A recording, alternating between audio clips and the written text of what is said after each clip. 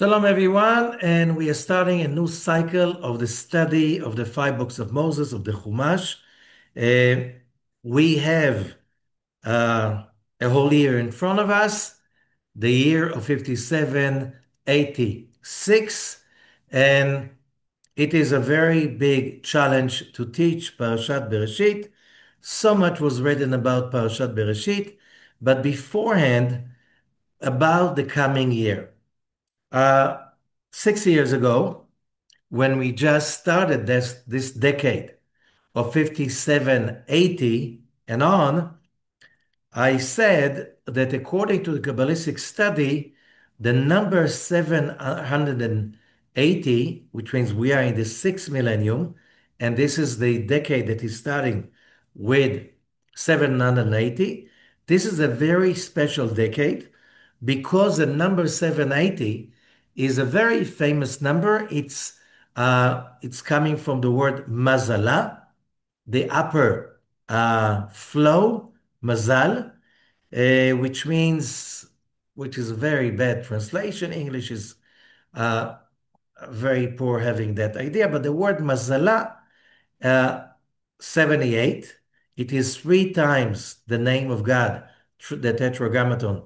26 times 3 is 78. 10 times 10 sefirot, which means this number symbolizes the what we know also the flow of the 13 attributes, which the 13 attributes are called in the Kabbalistic teachings the 13 threads of white light, which means again the emanation of the original light of the source. When that light shines, all of God's will is going to be manifested. What is God's will? God's will is, as it's being mentioned, maybe, uh, I don't know, it's like many times in many places, the will of God is to share with his creation.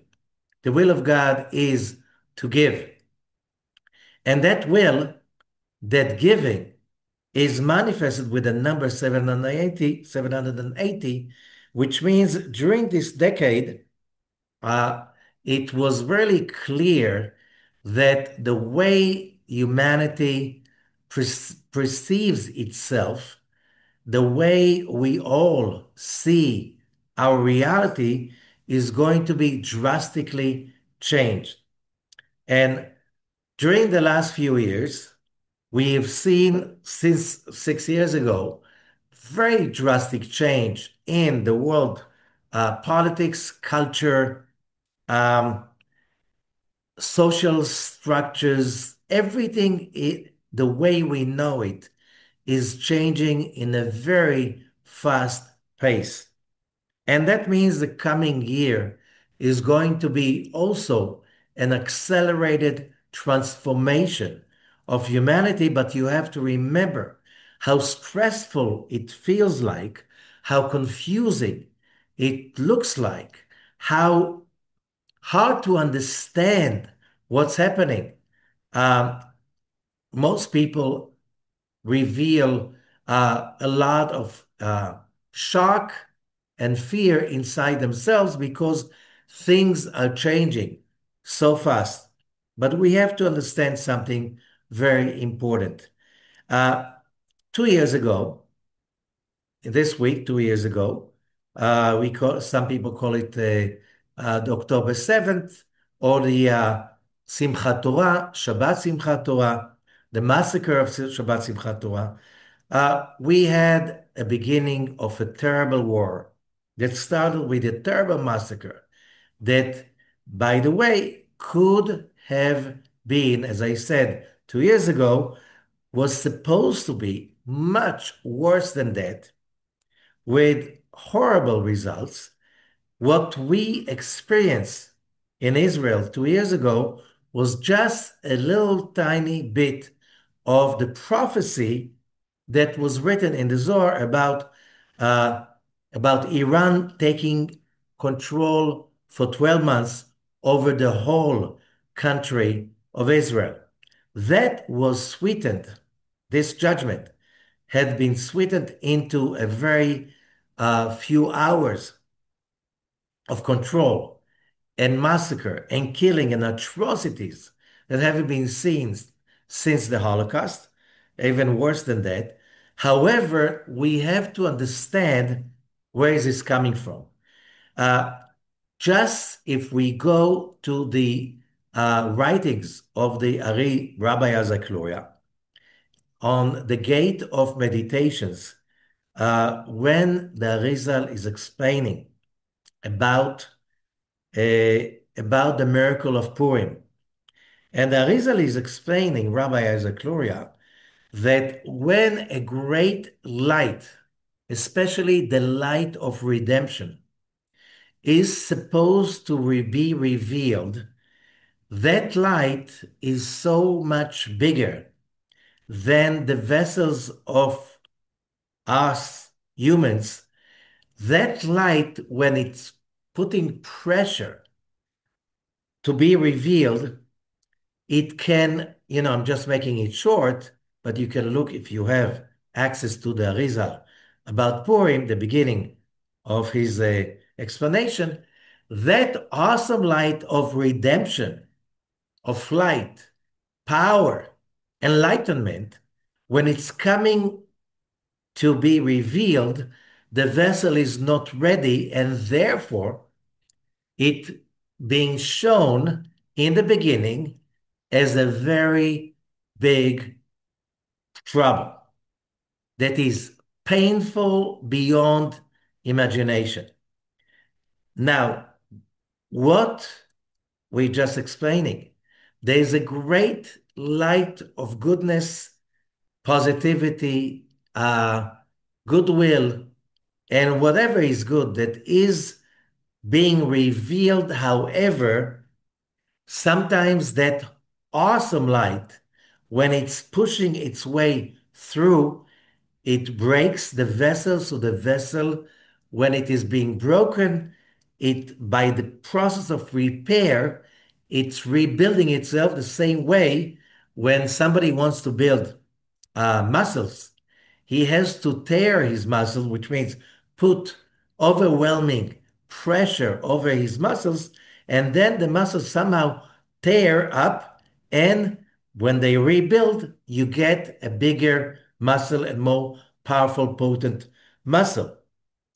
What happened in Purim, like 26 centuries ago, in Persia, 25 centuries ago, in a, in it was not just Persia, it was from all the way from India till Africa. The Persian Empire was that big. What happened then, it just we can say it's smaller. The intensity, the power, the size of the miracle is much bigger nowadays. And one day there's going to be a whole book that is going to be competitive to the book of Esther, describing the biblical events happening around us. 2 years ago, Israel was attacked, and all demons of hatred, anti-Semitism, the desire to kill, destroy, bring chaos everywhere have been seem out in the became loose. And I think that many, many, many people around the world started to feel fear, anxiety, understanding that darkness is getting so strong that some of the books of George Orwell, like The Animal Farm in 1984, we're starting to see the same patterns in front of our eyes. How evil is taking over and taking over the lives of people who thought their lives are free and independent. And you realize it's not so. A year ago, just a year into the war, uh, a great shift happened. And just a year ago, uh, Hamas got the blow, Hezbollah got the blow. Syria is not anymore a puppet state of the Iranians. And we can see how the, uh, the evil is starting to collapse, although still it is strong around us. We have to embrace ourselves because we're just in the middle of that decade. We have 4 years to go with tremendous changes.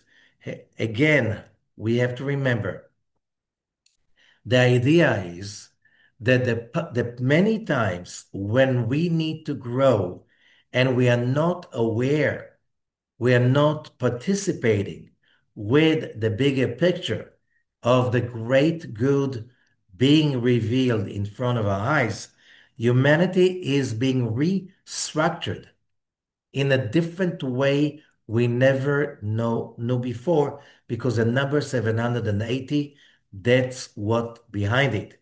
It's a better, more generous, more loving society.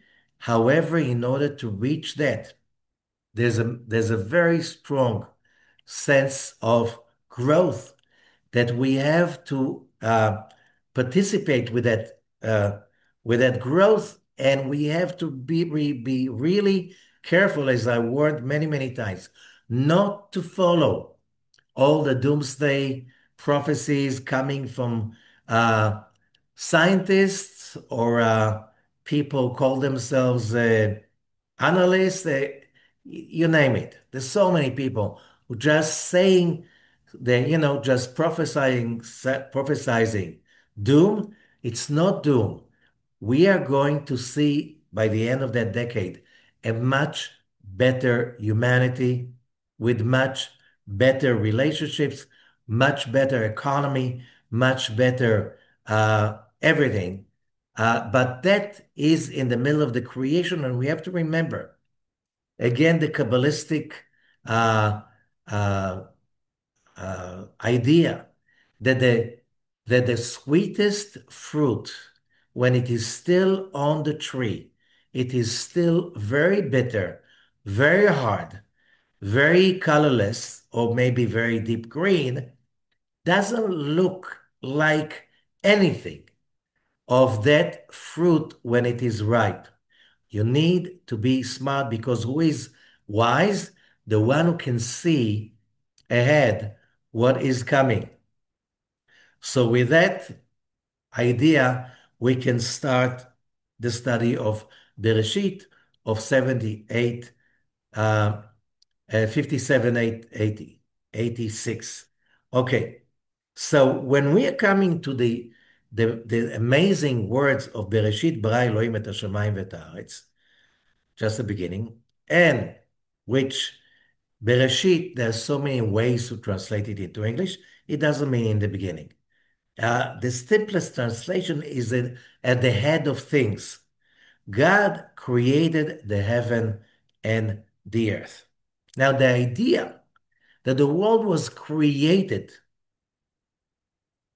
which means the world did not exist forever, that idea came to modern science just less than 100 years ago. It became the most accepted idea only 60 years ago. It is a very young idea in the history of humanity, okay? In the history of modern science. However, we are talking here about a very old idea, an ancient idea, which means the whole idea that the world was created, that the world is a new thing relatively. This is what we talk about uh, in the book of Genesis. Now, the word Bereshit, there are many ways to look at it. There is a whole Zohar that is called Tikkunei Zohar. It's a separate volume of the Zohar that has 70 commentaries over the word Bereshit. 70. It's a whole book by itself. With the commentary, it can be like few volumes. It's a very, very powerful book, and it shows how the word Bereshit is basically a code for the DNA of the universe. So now it's a very kind of a challenging idea. It's like, how do you explain in something like an hour the whole book of the first parasha, the book of Bereshit, which is huge. It covers around 1,000 years from the creation of Adam. And it covers also all the time before the creation of Adam, which is described here as 7 days, but the way it is written, it was not really 7 days because the definition of a day was created only on the fourth day. Just to remind you, if you read the simple text. Okay, so we have no other option like to listen to all the great sages that say the story of the creation is more than a code, is merely a code. You cannot read it simply and say, oh, that's the way it happened, just because of the contradictions in the text. As I said again, the sun and the moon and the stars were created only on the fourth day, according to the book of Genesis. Okay, if they are created on the fourth day, how can you count a day? Because our definition of a day is the time it takes to the earth to make one complete circle relatively to the sun, if the sun is only created on the fourth day. So how come there was a day on the first, second, and third days? So we have a problem over here, and I think you don't have to be really a very smart person to notice that. Uh, it's a very simple idea. You just read the text. Okay, so we understand that what the scholars were saying for so many millennia, that you cannot explain the story of the creation simply by the way it's written. And there are many rules that say also the timing. We're not talking about a real story, we're talking about a code.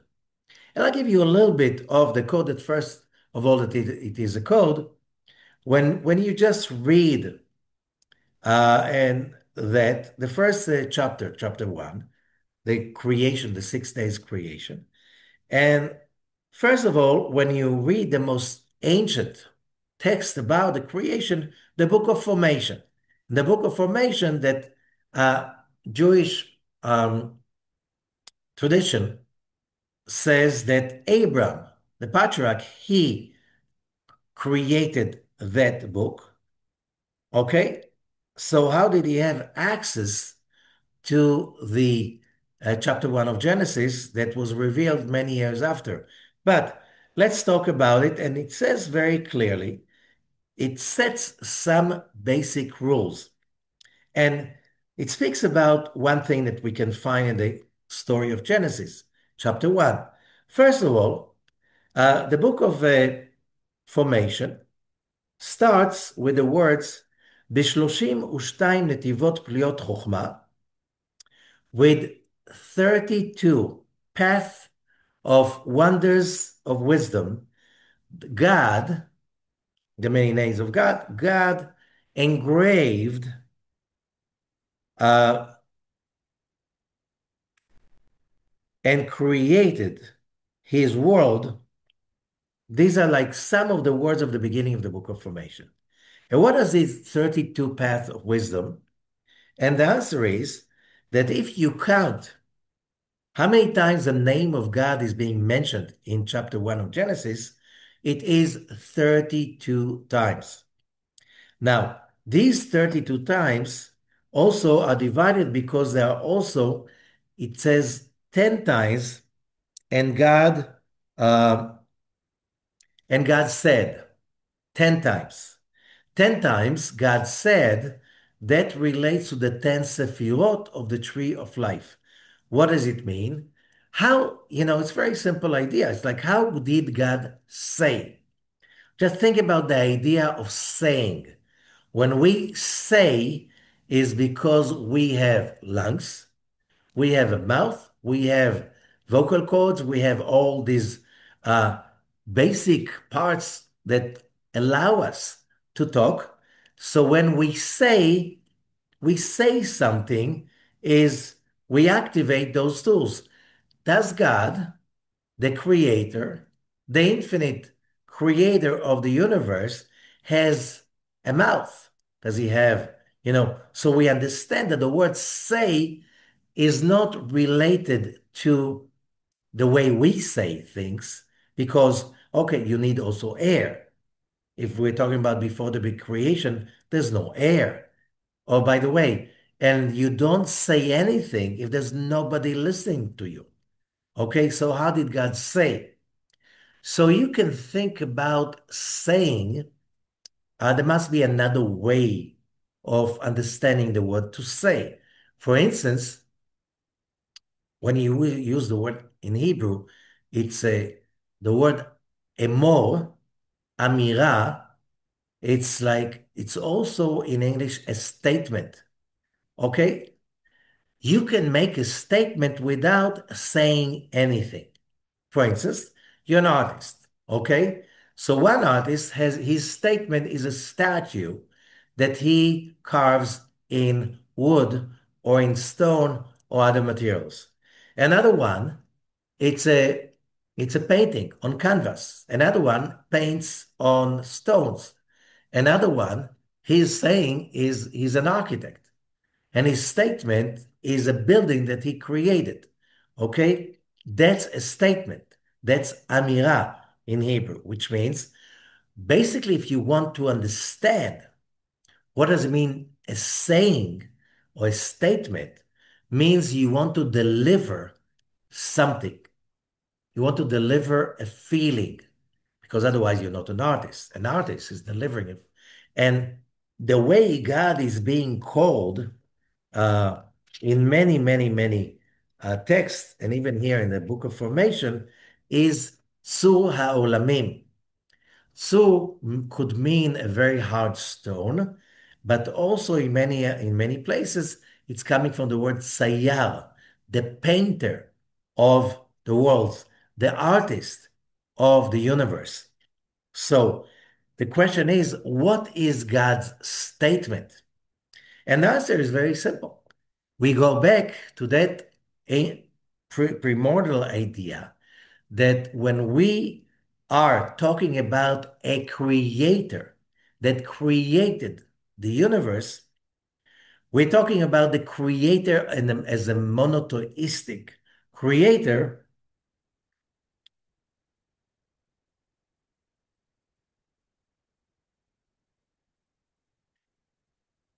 which means according to monotheism, Abraham, Isaac, and Jacob, the God of Abraham, Isaac, and Jacob, and a lot of people claim to be monotheists. I'm not so sure they're really monotheists.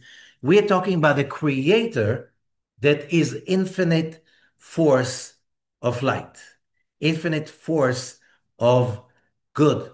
How do we know it's good? Because it's a positive force. That force expands and makes a statement. Okay, how does it expand? First of all, the number here is 10 sayings of God, which means that basically hints for a universe that has about 10, uh, 10 emanations. What do I mean an emanation? Because the difference between an infinite force and an emanation that you can count, sphira means in Hebrew emanation, it means also count, which means you can decipher, you can discern between one emanation to another. What does it mean? A limit. Because without a limit, there's no creation, nothing new happened. So let's read the legendary words of the Zohar, the beginning of the Zohar of Parashat Bereshit. And the words in Aramaic, Bereshu menota de malka, galif glufei bitihiru ila'a, בוצינה דקרדינותה ונפק גוסטים דיסטימו מרזה דאינסוף קוטרה בגולמה נאיץ באיזקה לה חיוור ולה אוחם ולה סומק ולה ירוק ולה גובן כלל כד מדד משיכה אבד גובנין לנערה לגו בגו בוצינה נפק חד נביאו דמיני צטבעו גובנין לטאטה. This is also a code, a riddle. Okay? But if we just try to understand the main idea, in the beginning of the revelation of God's will, of the will of the king, basically that's what the Zohar is saying, the king of the universe, which means when the king had that desire to emanate and to create the universes, okay, he first of all he engraved an engraving. What does that mean? And the moment that we say an engraving, we are talking about till now there is infinite light. And from now on, there is something that basically, let's say there's a stone and you engrave on the stone.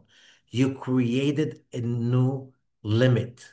You created a new boundary. There's a line, there's a dot, there's a triangle, there's a circle. Okay? By saying engraving, you created a something that is limiting in the previous, relatively to the previous state. Okay? And that's why it's called like it is an engraving. So the light, so before the creation, there was the supreme light, the infinite light, that fills reality. And then the creation was basically about creating a limitation. So the moment you say emanation, you say two words, shining light and engraved, which means it is limited. You can see that the light that was before was infinite. The light that is now is engraved. It is limited. That's the meaning of the word sephirah in Hebrew. It's emanation. It's a illumination within a limitation. So when we are talking about that, so we have 10 times, and God said, "Let there be." Okay, 10 times, 10 emanations. But we have 32 times the name of God. Each one of them is showing about another path of power descending from above, from the infinite, and that these 32 forces within the structure of 10 emanations, they're basically, let's say, 10. If you take 32 minus 10, you get 22 letters. 22 letters of the Hebrew alphabet, which there are also each one of them is how do you create a letter? You engrave. You take a white paper, a white board, or uh, anything that is smooth, and you engrave on it a new boundary. Okay? How is that related to the creation itself? Because there are no smooth uh, boards to engrave on them. So just if you think about that there is an emanation of light, but the light, when it emanates and expands, it creates a vessel that will receive that light and will be fulfilled by that light. What is that vessel? That's when it says in the beginning in Genesis chapter 1, verse 5, and there was a night, there was a day, one day. What is the night? The night is about darkness. And we know that the creation is darker than the creator. The creator is infinite light. So as long as there is only infinite light, there's no creation. But the infinite light, which its nature is to expand like the physical light, but you cannot expand into nothing. So the expansion of that infinite light, the giving of that infinite light, creates something that can receive that light, and that is basically the main idea of the creation. Because if you ask scientists, so what created the Big Bang? Which means here we're talking about having uh, an infinite force, but the only way that that infinite force will be one, okay? We see that in the Zohar. Remember, the Zohar is thousands of years old, okay? And the Zohar was Torah Shebal Peh, which means the oral law, then the wisdom of the understanding of the Torah that was given on Mount Sinai to the whole nation of Israel. So the Zohar is not new. What's new that it was written later on, okay? But that is a manifestation of the understanding of the five books of Moses already through the beginning. That's Jewish tradition. It's not new. Otherwise, if the Zohar was new, that's not the Torah. So, how dare you come and invent a new idea? And what does it say? That when you say there was a night, there was a day, one day. And the question is, how can the night and the day be one? They're opposite to each other. They're opposite to each other. They're far away from each other as far can be. One is night, one is day. One could be the creator, and the other one is the creation. One is the light, and one is the vessel that that light expands into. So the Zohar continues, verse 2 in the Zohar Sulam BeResheet, סתים גוס סתימין מרזה דאין סוף, בקע ולא בקע, אווירה דילי לית ידע כלל עד דמיגור דחיקו דבקיעותי, נהר נקודה חדה סתימה אילה. It's almost impossible to translate this riddle. I'll try to do my best, okay? So then the one that is hidden from all that is hidden, the one that is coming from the secret of the infinite, the Ein Sof. What does it mean? An infinite, Ein Sof. No finite, no boundaries, okay? That one emanated two structures, okay? However, that brought into being one point, one point hidden that you cannot understand. That point cannot be known. What does it mean? So Rabbi Ashlag explains, the founder of the modern Kabbalah movement and the author of the Zohar commentary, the biggest ever, the first ever, and he says very simple. The moment you say that the world, everything is one, okay? Again, Genesis chapter 1, verse 5. How could everything be one? The only way we can describe one in our brain is a dot. Why? because something that is bigger than a dot is not one anymore. Why? Because the moment I can measure a distance between two dots, could be even 1 millimeter far away from, it's already not one. It's already at least two. That's not one. So the only way you can understand that there was the day, there was a night, there was a day, one day, that everything was one, you can use that, you can understand that idea is only by the idea, geometrical idea of a dot.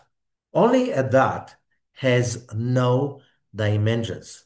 It doesn't have a width or not a depth and not a height. Okay?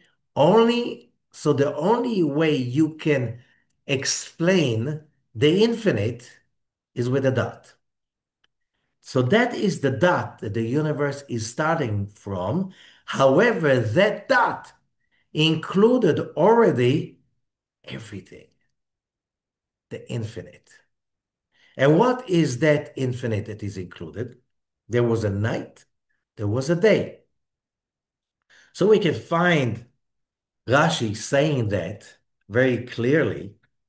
Rashi, the greatest commentator of the Torah, he lived in France, the end of the 11th century, when he says, um,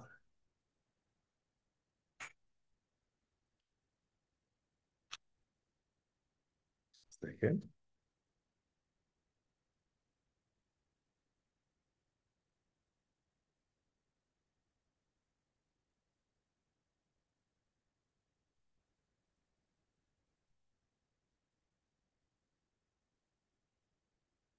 He says basically, I think I marked it and I can't find it.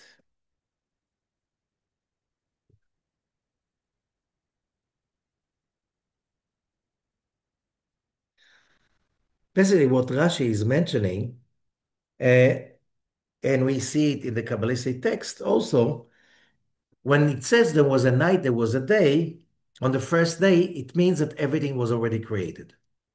Everything was already, again, created. Everything was there already. Let me explain that. So we need the Zohar for that. We'll go back to the Zohar, to Rabbi Ashлаг's commentary. And for that, Rabbi Ashlag is bringing the most amazing words of Rabbi Isaac Luria, the Arizal, 16th century. And he says as follows, "Ki miterem shenetzu hanetzalim," before the emanated beings have been emanated, ונבראו הנבראים, and before the creatures have been created, היה אור עליון פשוט ממלא כל המציאות. There was the divine expanding light filling up all of reality. And there was no place, space for creating anything because everything was already there. Nothing, there was nothing there to create, to change, to move, to develop. ולא היה שם בחינת ראש וסוף, and there was no beginning and no end. אלא הכל היה אור פשוט בהשוואה אחת. It was all one simple, expanding, equal light.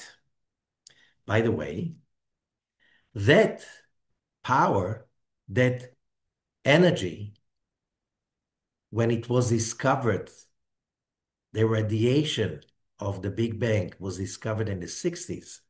Only then science finally accepted the Big Bang theory as, as the main theory of the creation of the world.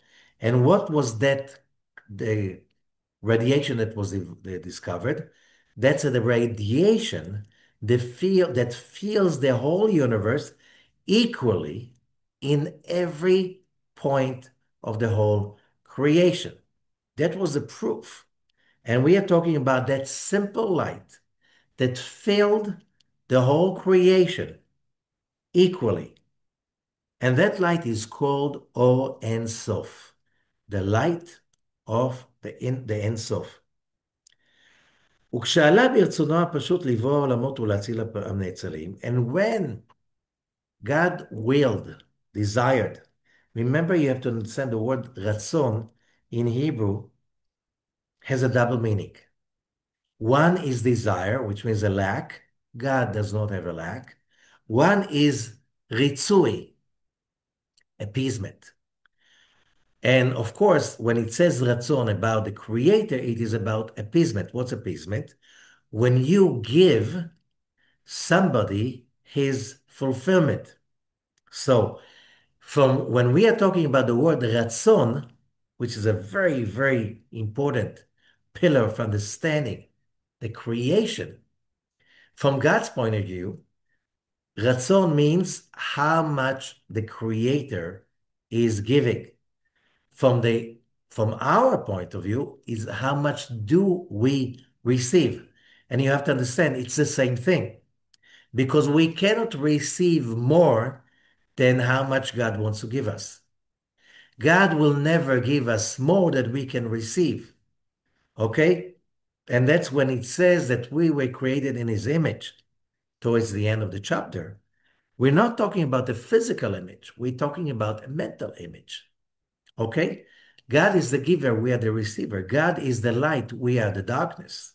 It's all about relativity. Right here, the beginning of the theory of relativity. There was a light and there was a night, there was a day, which means creation is the night. The creation is the same way any material, physical material, is dark relatively to the physical light. Okay, the same way. The vessel itself, the creation, again, why is it darker? Because if the will of the creator is to share, appease, fulfill, give. Why? Because whoever is good is the nature of the good is to give, to expand.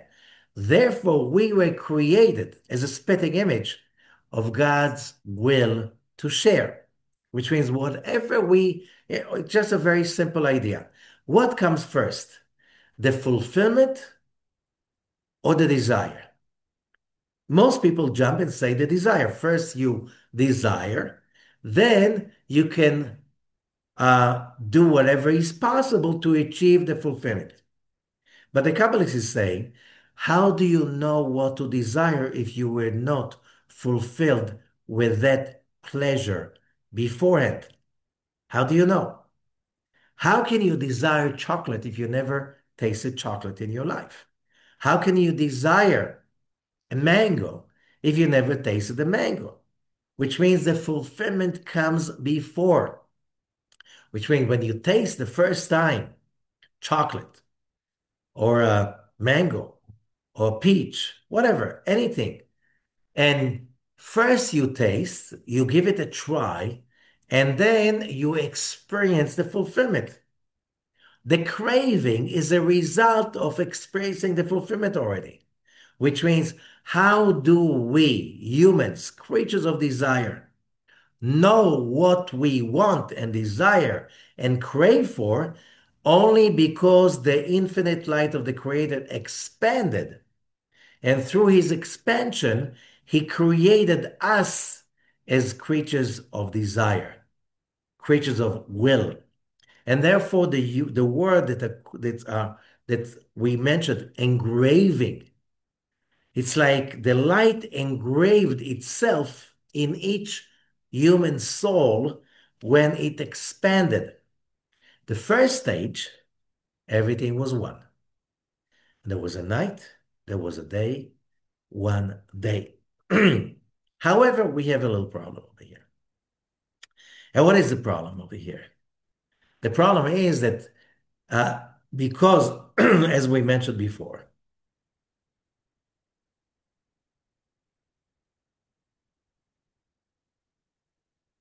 we were created in the image of God. The giving of the Creator is infinite because He is the infinite. We can say that the Creator cannot be less than infinite.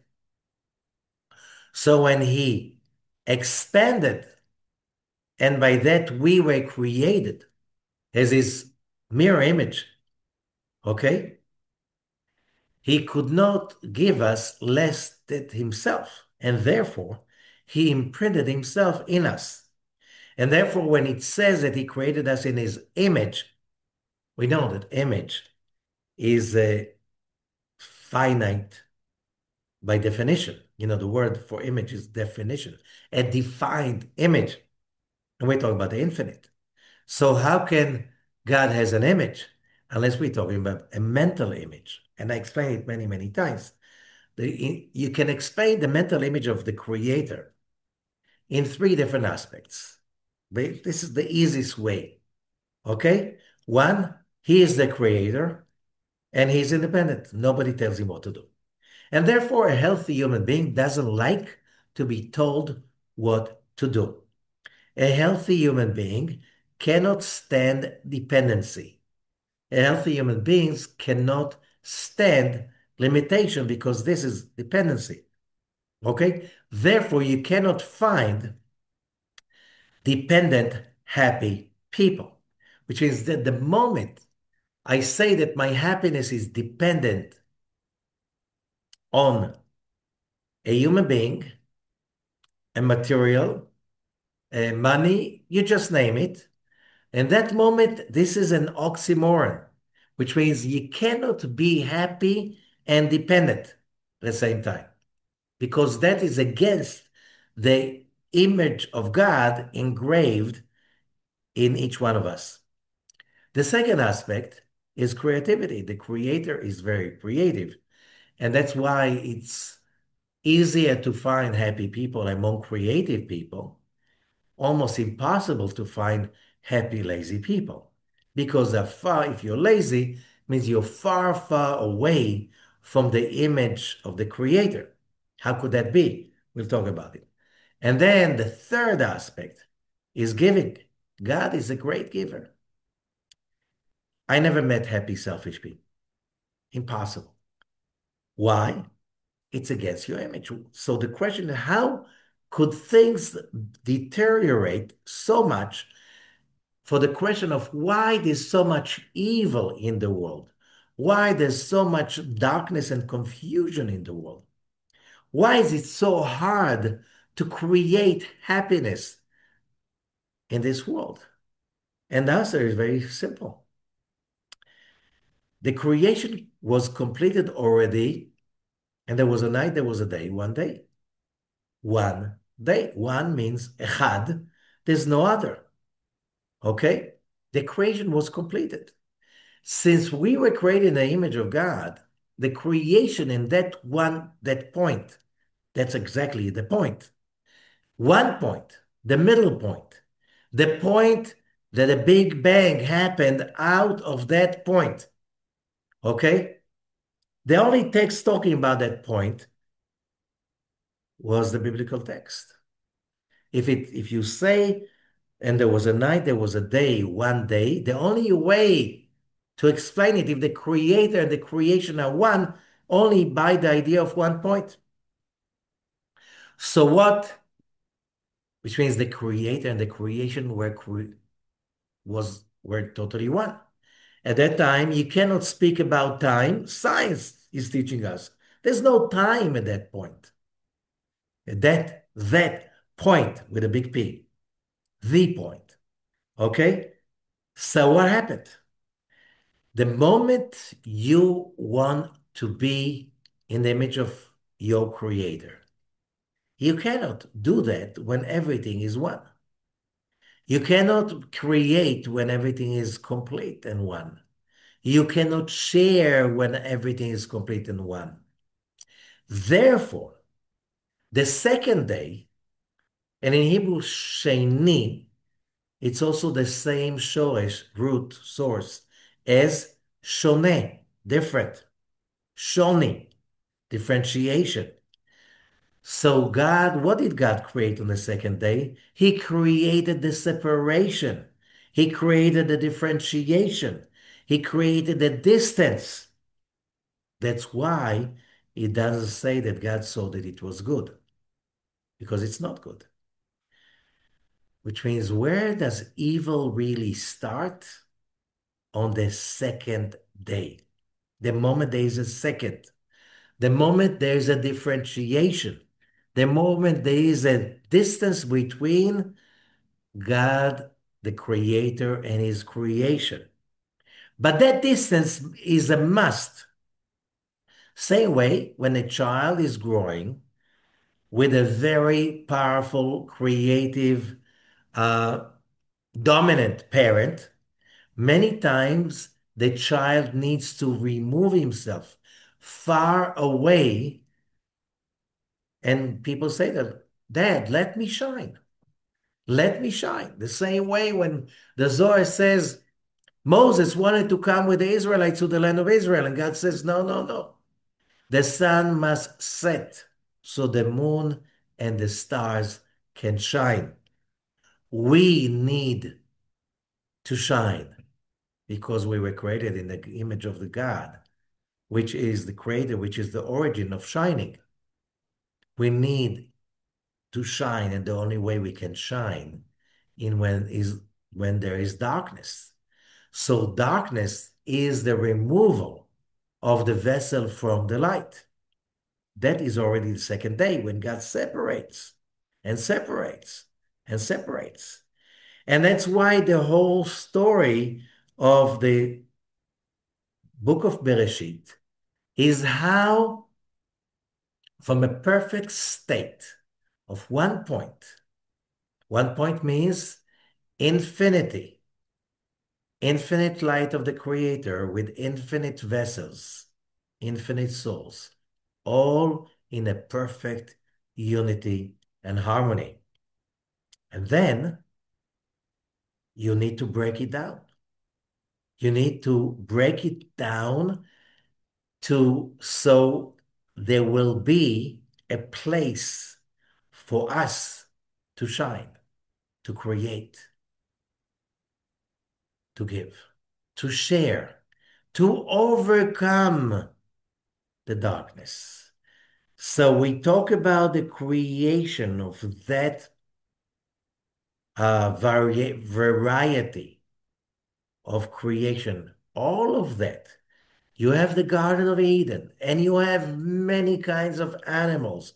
It's not about really how the world was created. We are talking about the evolutionary process. Remember, here is the beginning of the idea of evolution, because the second day evolved from the first day. So what happened on the second day? The separation between the creator and his creation. Separation. Separation gives us the place to evolve. On the third day, on the third day was a very important creation. When is separation good? When you use the separation to create a synthesis. And that's the third day. The third day is talking about synthesis. Photosynthesis is green. Life is based on photosynthesis, the color green. The color green symbolizes in the Kabbalistic text, in Judaism, the synthesis between the right and the left, the light and the darkness, the giving and the receiving. That's green. That's a vegetation. So how could the vegetation be created on the third day when the sun and the moon, whatever, were created on the fourth day? Because we're not talking about those objects as the sun and the moon as the sun. We are talking about the symbols of evolution of the idea of creating a space in which we have human beings fighting the darkness in order to generate light, fighting confusion in order to generate wisdom and understanding. This is basically what the book of Genesis is about, especially the first parasha, Parashat Bereshit. So we can just to get an idea,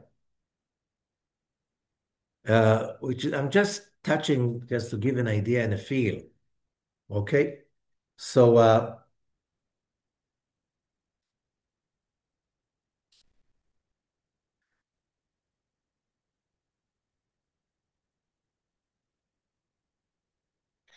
I'm going to read a little bit from, I like to read from the Nachmanides. The Nachmanides, he was born in Catalonia, today Spain. Okay. He was uh, one of the greatest Kabbalists ever.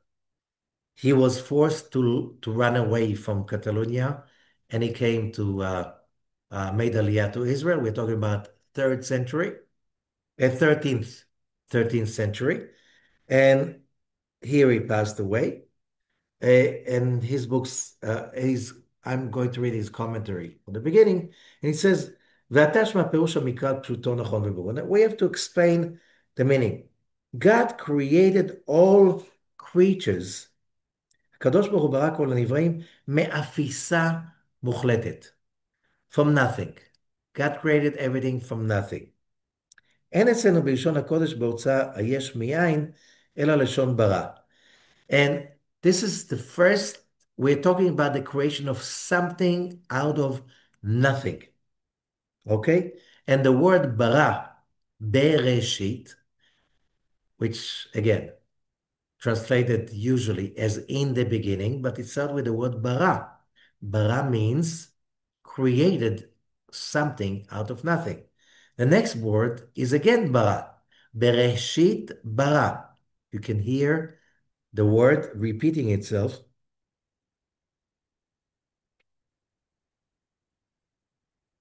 And he says, but אבל הוציא מן האפס הגמור, he brought out from the absolute zero, יסוד דק מאוד, a very, very fine substance. And בממש, it's not really something, but it's a beginning of something. אבל הוא כוח ממציא, it's a beginning as מוכן לקבל צורה, it's ready to receive a form, to come out from potential into actual. והוא החומר הראשון, that is the first original matter. The Greeks call it היולי.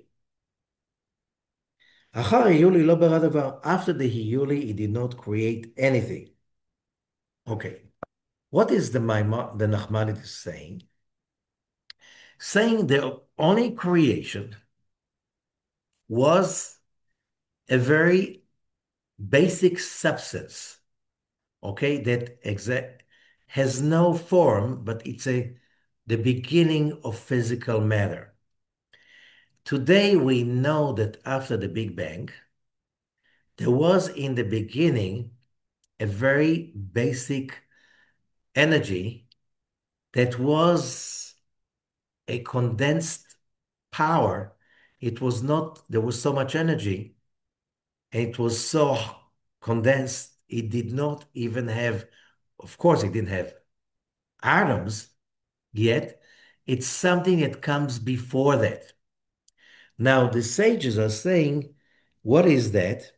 That's when it says in the Torah, tohu vavohu, translated by mistake into chaos. No, it's two words in Hebrew. Tohu, so the whole thing of saying in the beginning there was chaos, it's a mistranslation. Tohu, in the regular Hebrew, you say when you want to say something is chaotic, tohu vavohu. But that's not what it means. Maybe it's because the translation into European languages that somebody decided to translate it this way. But the word it's basically made of two words, tohu, vavohu. Tohu means in Hebrew, I think even Rashi says that, tohu means,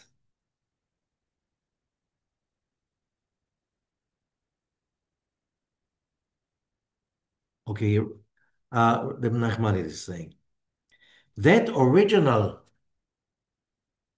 pre-matter force, okay, is called tohu.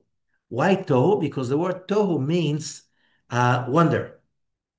What I mean, wonder, when the mind wanders because the mind cannot, we have to remember, human brain needs definitions boundaries in order to have a concept, to understand a concept, a picture. All is about boundaries. So when you look at something that has no boundaries and no structure, you are in wonder. That's tohu. That's a primordial force. Bohu is when this primordial force starts to condense into structures, atoms. Okay? Atoms are already structured. Okay? That's bohu. Bohu means there's something in it. Oh, I can get it. Okay? So what the Nachmanides is saying, the creation was a beginning like original substance that is not, the human brain cannot perceive it, cannot understand it, but it's primordial force. That's the only thing that was created. The word bara means about creating something out of nothing. Then after that, the verbs being used are yatzar ve'asa, formed and made, which means already after the original matter was created, the original creation was created, now there's no creation anymore, only formation. That's called evolution, when the original power is being formed step by step till it gets different shapes.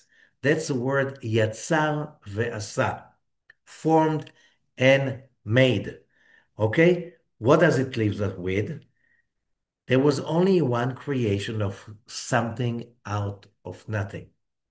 That was the first substance. That was just in the beginning. Okay?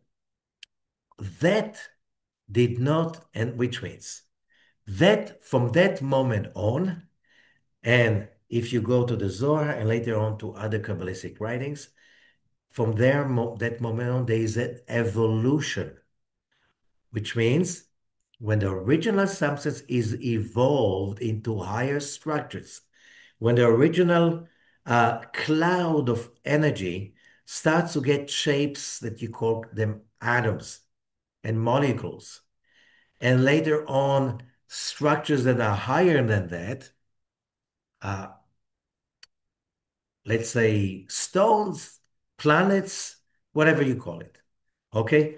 All of that is an evolutionary process. There's no more creation of something out of nothing. So the moment you say that, you realize that the animals were not created something out of nothing, and not the vegetation, and not the planets, and not the galaxies. All of them evolved from their original primordial substance in an evolutionary process called in Hebrew hishtalshelut. Shtalshelut means step by step, like a chain that is made of many units. Okay? So, but what we see through that, another thing, that's a major understanding. We create a separation so we humans can synthesize the right with the left, the light with the darkness.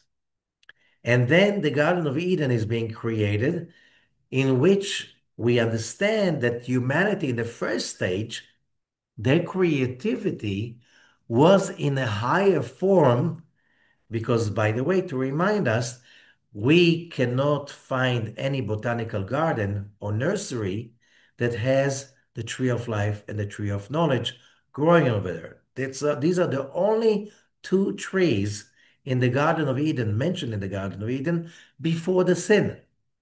Only two trees. So we're not talking about physical trees. We're talking about uh, ideas, abstract ideas, okay? And Adam and Eve, of course, were not physical beings. They were also ideas. So why do we have the sin of Adam? Because that's part of the evolution. The whole story of the creation is about how, from a perfect, unified universe, one point that is totally harmonious came out evil. And the Parashah of Bereshit is just giving us kind of an outline that there is a production of that idea that is called evil. So it symbolizes the snake, and later on, Cain and Abel, and later on about the evil inclination mentioned at the end of the parasha. Why? Because the only way we humans create light out of darkness, the only way we can be independent on our own, the only way we can give as creators, and it has a meaningful idea of giving, is when there is darkness, when there is the misunderstanding, when there is a conflict, when something is broken, then you can appreciate yourself by fixing it. So the whole idea of the universe is about one thing. There's one purpose. There's a purpose for the creation. That's the difference between the Jewish concept of the creation and scientific concept of the creation. Both start with an infinite universe that is in one point.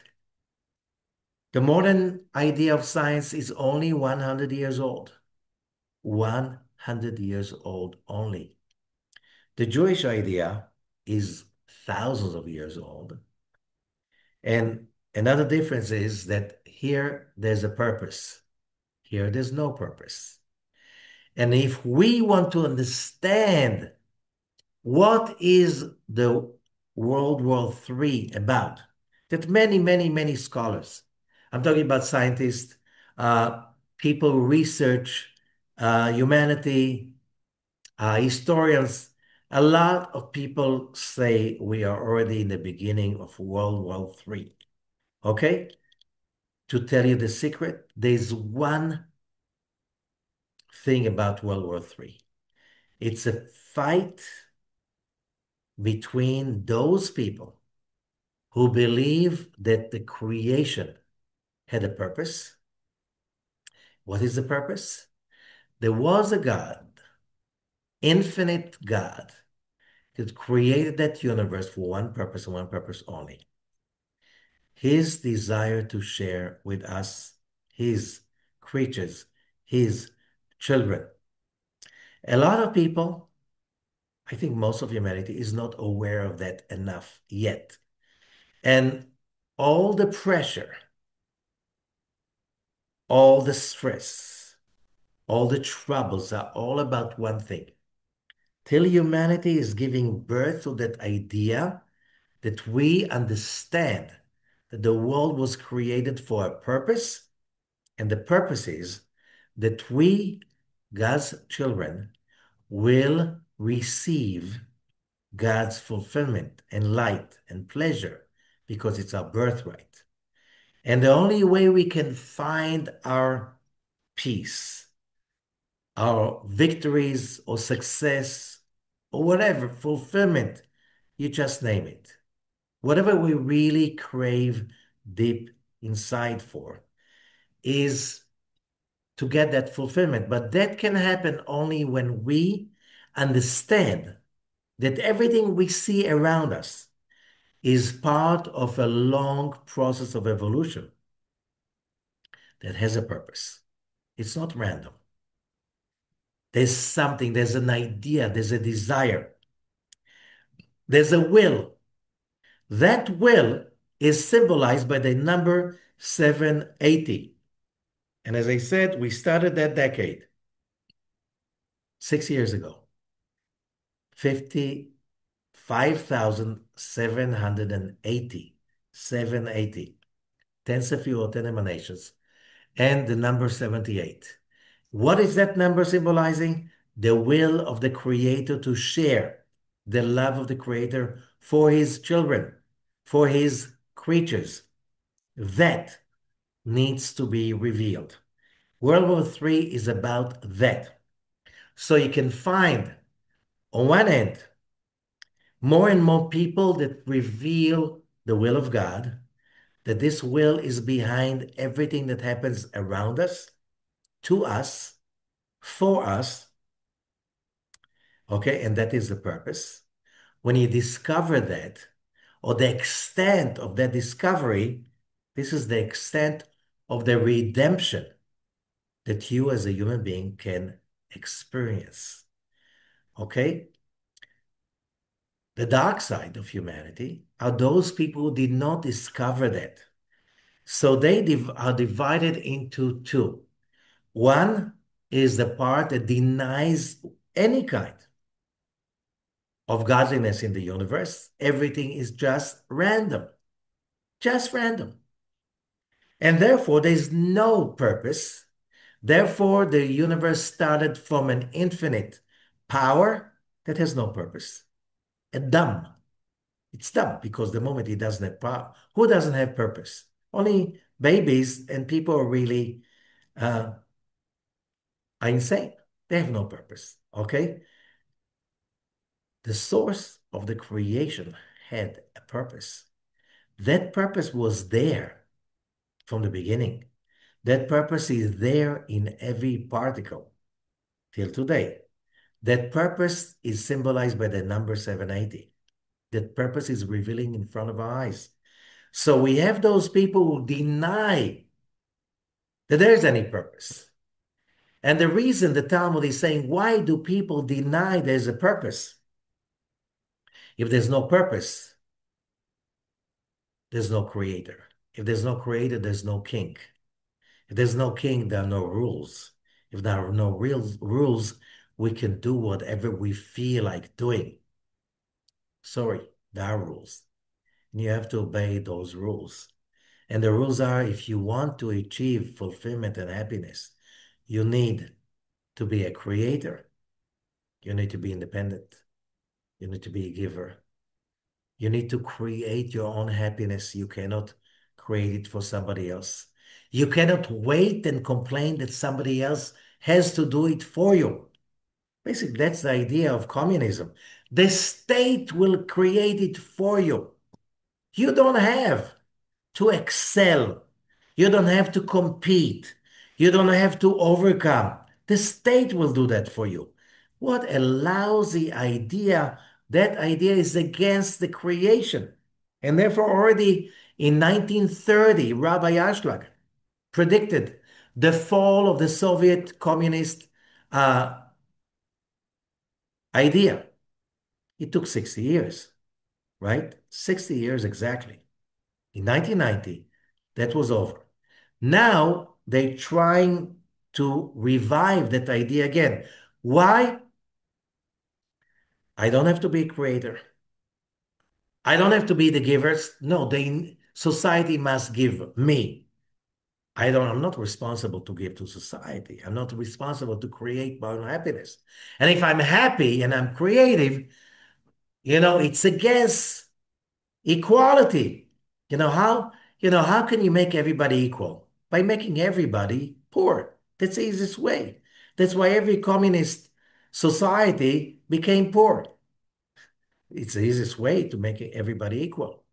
But that cannot have any uh, life of itself. And the other idea is those people who do say there is a God, but there is a purpose. But the purpose is that we are the right ones, and we are the ones closer to God, and therefore we have the right to kill, destroy, occupy, take, rob everybody who's not believing in our God.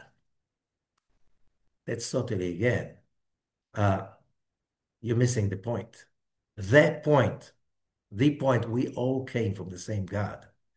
We all came from the same point. We all supposed to be redeemed. No one will be left behind. Only if you understand the number 780. And that number means that giving, sharing, unconditional grace, love, compassion, fulfillment to every living creature, to every soul, every part of the creation. That is the idea.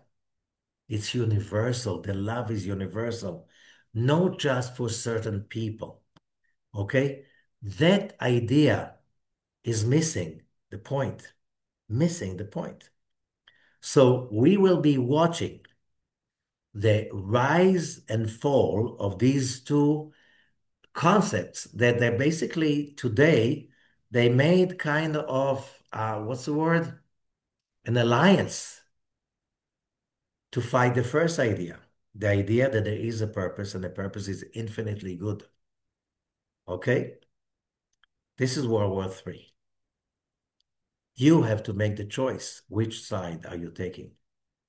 Thank you, everybody, and have an amazing year of study and growth in the coming year. Thank you so much.